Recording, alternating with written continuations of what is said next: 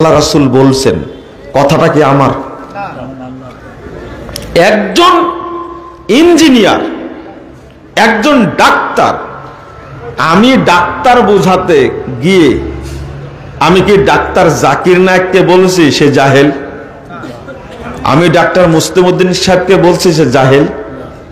তিনি চাইলে একটা মেডিকেল করতে পারতেন না? তো মাদ্রাসা করলেন কেন? আপনি কি বুঝতে পারছেন কথা? জাকির নায়েক চাইলে দেবী শেঠের চেয়ে অনেক বড় ডাক্তার হতে পারতেন, কিন্তু কি সে ডাক্তারি করতে গেছেন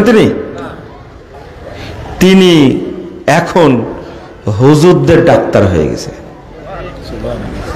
হুজুরেরা উল্টা পাল্টা বলে না, এই কারণেই হুজুরেরা ফতোয়া দিয়েছে ডাক্তার জাকির নায়েক হলো ইহুদি খ্রিস্টানদের দালাল। এরা হুজুর না, মুখ পোড়া শয়তান। আমার কিছু কথা রাগ করেন আপনারা তো শুনেন।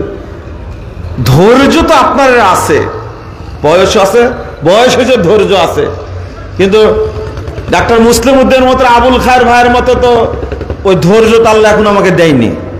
বয়স হোক আগে, তারপরে ধৈর্য ধরবো। বুঝেননি মনে কর, তাই না? ওই বয়স কি হয়েছে? জাকির নায়েকের থাকার জায়গা নাই, এত সম্পদ, বাড়ি গাড়ি, বিশাল প্রতিষ্ঠান, প্রতিদিন প্রায় 1000 মানুষকে কাজে লাগায়, অফিস করে, নিজ চোখে দেখে আসছি। সেই মানুষটাকে দেশ থেকে বের করে দিয়েছে, কখনো ইন্দোনেশিয়া, কখনো মালয়েশিয়া, কখনো দুবাই, কখনো সৌদি আরব, যাযাবরের মতো ঘুরে বেড়াচ্ছে। আর টুপিওয়ালা, ওকে কি এমনি মুখ পোড়া শয়তান বললাম? ও বলছে ডাক্তার জাকির নায়েক ইহুদি খ্রিস্টানের দালাল।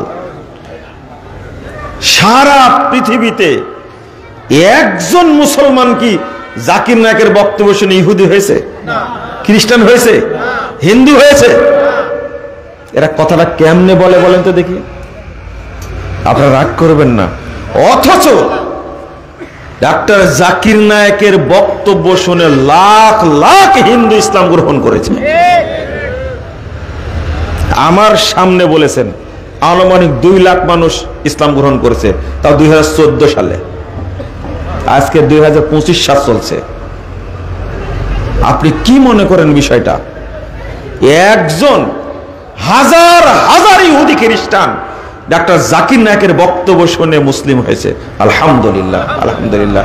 আর এই মুখ পোড়া শয়তানের এই যে 60 বছর যাবৎ বক্তব্য দিচ্ছে, 60 জন 6 জন মানুষ বেনামাজি নামাজ পড়া শিখেছেন, সন্দেহ আছে।